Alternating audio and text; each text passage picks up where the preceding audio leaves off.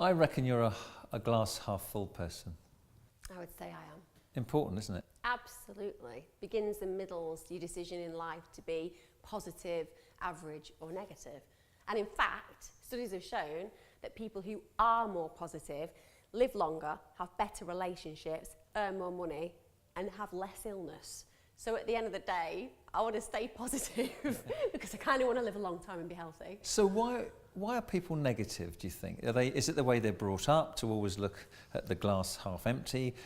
Do they grow up to be moaners, whingers, critics? What makes people decide to go down that route or to be optimistic and go the other route, do you think? Well, I think there's lots of reasons, but if you imagine the ingredients of childhood, some of us get lucky and we're born with a predisposition to be confident, assertive, positive, and then fortunately we're born into an environment that kind of really pushes those traits and makes us feel good about ourselves. And that's not to say people brought up in more negative environments who have that genetic predisposition don't also feel great. It just gives you better ingredients. But likewise, if you're born with more negative predispositions and then you have quite a difficult upbringing, understandably, it makes sense by 12, 13, 14, and you've had all of this repeated experience of negativity, you kind of think that must be the way the world is, that must be the way my life is. And part of the work that I'm sure you do, and certainly the way I work, is to consistently inspire people to believe that actually perception is a little bit like looking through a mirror. You can look through it in a crisp and clear and sharp and amazing context, or you can see it in a broken context. And one will really disintegrate the positivity that's available to you, and one will illuminate it. So from my point of view, whilst you may have a genetic predisposition to be negative, you don't have to live your life in a negative context. And in the surgery, I see this translated into physical health or ill health, because if you have to impart bad news to somebody in the surgery, there are some people who will just turn their back to the world and give up, and other people say, right, I'm going to fight this. And if you fight something that you don't want to hear, if you address it and you say, right, come on, they tend to do better, not just emotionally, but physically as well. They do tend to have, it does tend to have an effect on their physical health if they are strong and positive.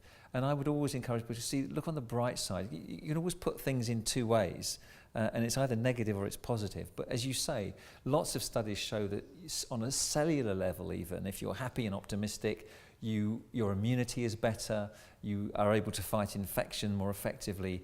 And I think that even on that basis, is a very good reason to be positive. Absolutely, and even the simple tips that I constantly stress to people: surround yourself with positive people who reflect your worth and empower your self-esteem. Don't stay in positions that make you desperately unhappy. It will just serve to make you more unhappy. Don't stay in relationships that sap you of your energy and make you feel low about yourself. They're all things that you have absolute control over. And like you said, Hilary, even when we face the hard times, for example, bereavement, we can say I'm devastated, there's no point going on because I've lost the love of my life, or we can say I am so thankful that I experienced the joy of that love and the privilege of being involved in that life. Or if we get ill, as you know, we can sit there and say to ourselves, right, I'm giving up, there's no point. Or we can be thankful for the life that we've lived and promise to drain the very essence out of every single day of our experience for the rest of our lives, no matter how long that is. What's the best position there? I mean, even when I'm saying it, it's like, it's a no-brainer. Absolutely. And one final thought, and that is this, that a lot of people are their own worst critics. They're perfectionists and they achieve a lot, but they come home at the end of a long day having achieved a great deal and they're blaming themselves for a couple of things that they haven't done. So don't do that. Just remind yourself what you have achieved, the 98 things out of 100 that you have achieved. Don't worry too much about the 2 things that you haven't, because that's a pretty good average. It's so true.